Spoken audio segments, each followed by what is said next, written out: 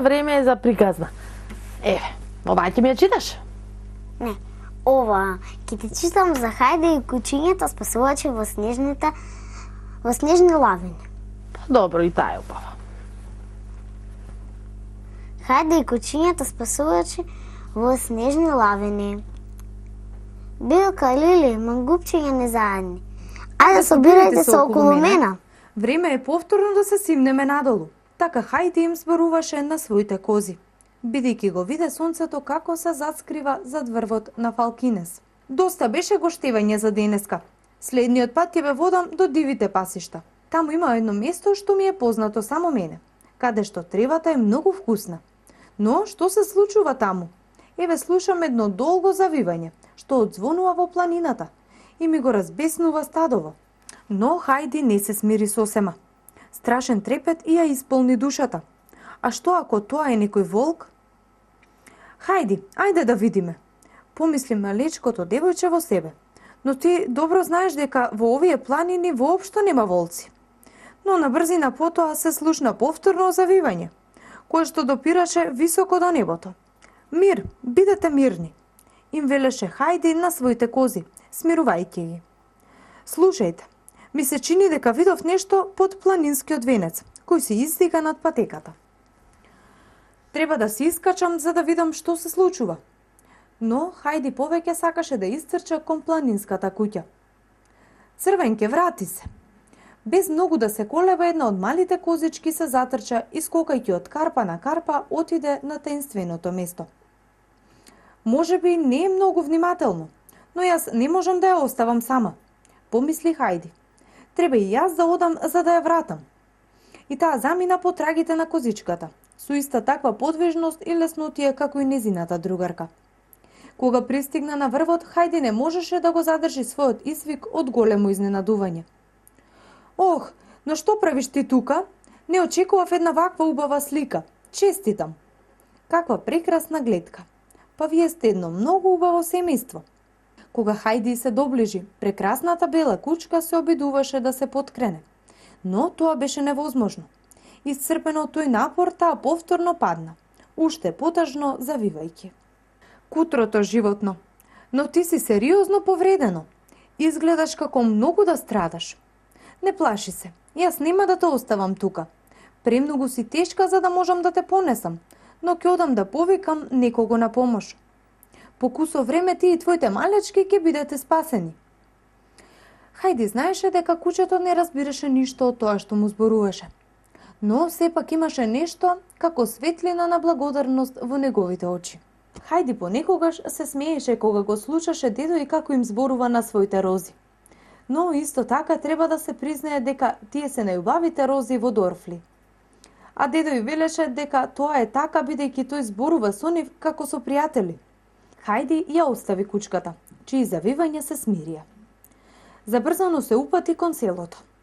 Двајца силни мажи се понудија да ја понесат носилката за да ја пренесат незината штетеничка. Тоа што ти го бараш од нас, таму не е воопшто лесно, бидејќи спуштањето е многу стрмно и тешко. Но и покрај тоа ние ќе се обидеме да ти помогнеме. На малата екипа не требаше многу време за да излезе накрај со сите тешкоти од почетокот до крајот. И наскоро Хајди и малечките кученца пристигнаа во планинската куќа. Сериозно ли е, дедо? Праша Хајди вознемирена. Доста е сериозно. Таа има повеќе скршеници. Кутрото животно. Сигурно паднало од планинскиот црт каде што ја најдовме. Таму таа ги родила своите малечки.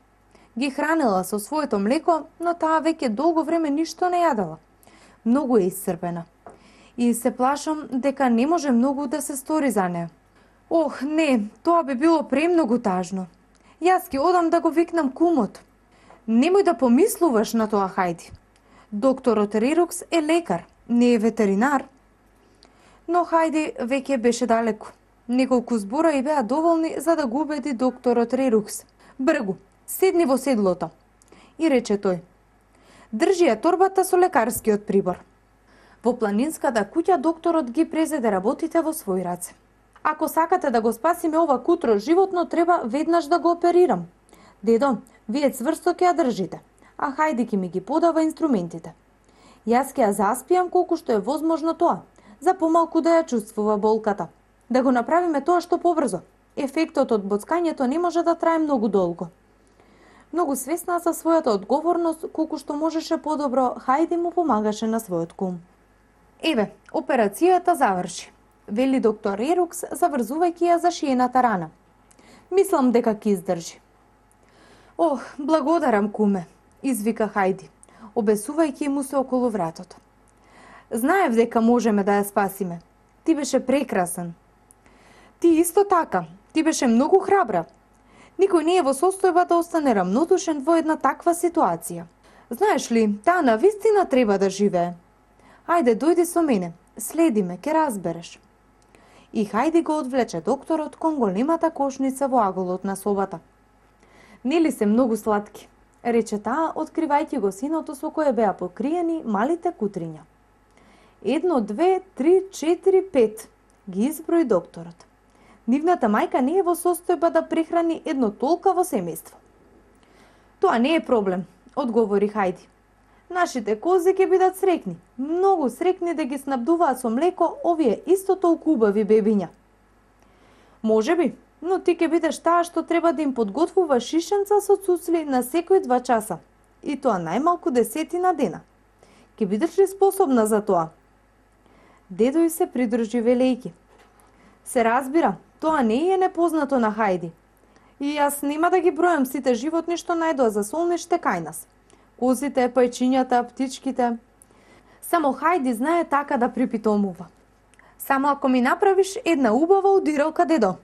Го пресече Хајди, која помисли дека дедо и претерува со комплиментите. Тоа е добра идеја, девојче. Тоа ќе ни придонесе да ги негуваме нашите чувства. Колку големо задоволство ќе ми биде да дојдам во вашата планинска куќа, рече докторот. Летата се долги без вас во Дорфли. Се радувам дека доаѓа зимата, па и вие ќе се симнете долу во селото. Но зошто и ти не дојдеш да живееш со нас овде во планинскава куќа, куме? Така нема никогаш да бидеме разделени. А моите болни, треба ли да ги оставам во Дорфли без лекар, како некогаш порано? Рече докторот, смеејќи се. Како се вика мојата нова пациентка? Мама, предложи дедо. Ми се чини дека тоа многу ќе ја одговара. Првите денови беа многу заморни за Хајди, бидејќи не можеше да ги остави малечките кутриња ниту за миг. Штом ќе го завртеше грбот, тие ја користеа можноста да скокнат од кошницата и да отидат кај мајка им. Ајде, вратете се, мои малечки палавковци, се лутеше таа. Не треба да ја заморувате вашата мама. И бидејќи тоа е единствениот начин да ја оставите спокојна, јас ќе спијам со вас во сеното. Со грижата и вниманието на Хајди, малечките кученца и нивната мајка од ден на ден зајакнуваа и стануваа се посилни. Растат како печурки, забележа дедото. Да, и овие две женски прават повеќе глупости отколку трите машки кученца. Дедо, што мислиш ти за нивните имиња? Може ли момчињата да се викаат Туфи, Чупи, Нунур, а Кара и Мија, двете господјици? Месеците минуваа. Едно утро, кога Хајди тргна кон бачилото на планината, дедо и рече: Ти си единствената чуварка на стадо, што води исто толку кучиња колку и кози. И си продолжи како за себе. За несреќа, јас само се прашувам што ќе правиме со нив кога ќе дојде зимата. Барем, но се разбира, како не се сетив порано на тоа. Тие ќе бидат кучиња за спасување во снежни лавини на планината. Кога Хајди се врати, дедо и беше среќен да биде дел од незината идеја. Па тоа е фантастично, радосно плесна со рацете Хајди. Јас сум сигурна дека мама сега ќе биде повнимателна со своите кучиња во планината. Уште утре ќе почнеме со нивно дресирање. На работа, рече Хајди, лизгајќи се под еден голем куп сено. Дедото тогаш ја почна вежбата како да ја бара својата внука. Хајди, Хајди, каде си ти? Ајде, мама, барај. Оди барај ја, Хајди. Ке добиеш награда за тоа. Не беше потребно многу долго време за една интелигентна кучка како мама. Без многу да се брза, без да се двоуми, таа се упати кон купот од сено, каде што беше сокриена Хајди. Вау, вау! Незиното радосно лаење ги привлече и Кара, Мија, Туфи, Чупи и Нунур, кои дотрчаа лаејќи. Еве овде, полека, бидете мирни, викаше Хајди од подсеното. Оставете ме да излезам. И таа почна гласно да се смее кога ги виде своите мали пријателчиња како се туркаат кој попрво да ја изрази својата нежност. А мама тогаш дојде да седне покрај нозете на дедо. Зар заборави дека и вети награда? Му рече Хајди, задевајќи го со зајадлива насмевка. Добро, рече дедо, јасно ми е, разбрав се. Дресурата ќе биде покуса од колку што мислев. Ајде, дојди моја убавице. Ајде да одиме да побараме некој бисквит. Ти го заслужи тоа. Следната зима мама и незиното себенство научија речиси се за својот занает.